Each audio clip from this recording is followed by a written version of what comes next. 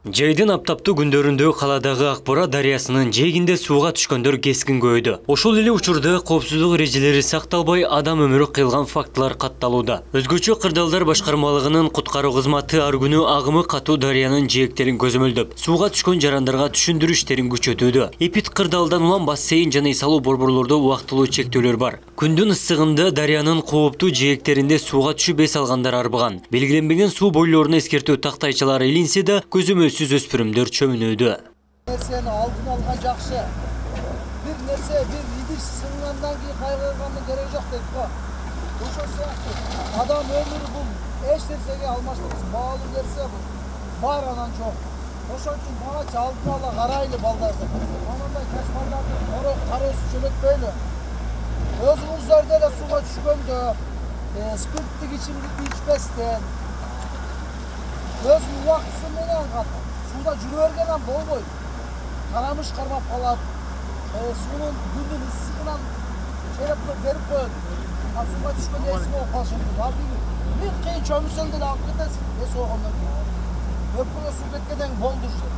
Куткаруучулар агын сууга түшүүдөгү эреже бар экендигин эс алуучуларга эскертти. Көп учурда спирт ичимдигин ичип сууга агып каза болгон фактылар катталат. Жыл жаңыргандан бери сууга чөккөн 10 чакыруу келип түшкөн. Анын 8-и шаар аймагында болгон. Издөө иштеринин негизинде дарыяга агып кеткен жарандардын жансыз денеси гана табылган. Каланын аймагын 9 канал аралап өтөт. Вам каналы калктуу конуштан өткөндүктөн кооптуулугу жогору. Агымы шар сууда кароосуз калган наристелер түшүп кетип жатканын куткаруу кызматы кабарлады. Агын сууга түшүүдөгү эрежелер үйрөтүлүп, моюн бербеген жарандар тартип сакчыларына жеткирилет.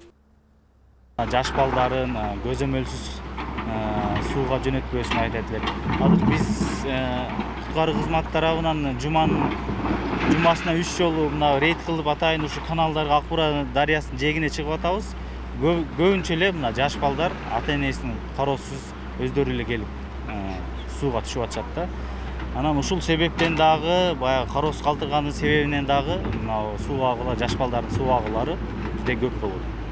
Андан сырткары дагы мына чоң жарандар спирттик ичимдиктерди келип ичип, сууга түшүп, ошонун кесепетинен дагы сууга кулап, кандайдыр себептер менен сууга кулап, ар кандай себептер менен сууга кулап агып, суу агуулар чоң жарандардын ушундай катталып атат. Кооптуу кырдаал жаралбаш үчүн куткаруучулар ар күнү дарыянын жээктерине тактайчаларды орнотуп, эскертүү баракчаларын таркатууда. Мобилдик топтор атайын рейд өткөрүп, эс алуучуларга биринчи медициналык жардам көрсөтүүнү дагы түшүндүрүүдө.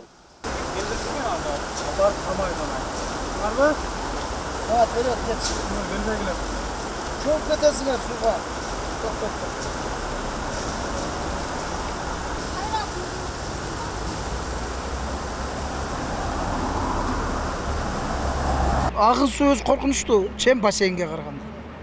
Себеби чөмүнүн ыкпаларын билген адам деле агын сууда адашып калышы мүмкүн.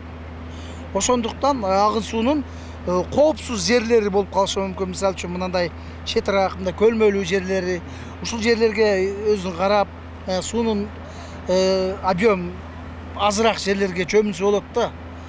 Анан карабай эле секирип, улуу жерлерге секире берсе, анда тилекке каршы агып кеткен учурлар болуп калат да.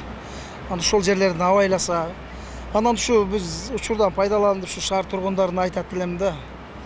Жаш балдарды көзөмөлгө алса. Жаш балдарды көзөмөлгө алса. Себеби карабай коюп, суунун жанында жашагандар арасынан улам каналдарды.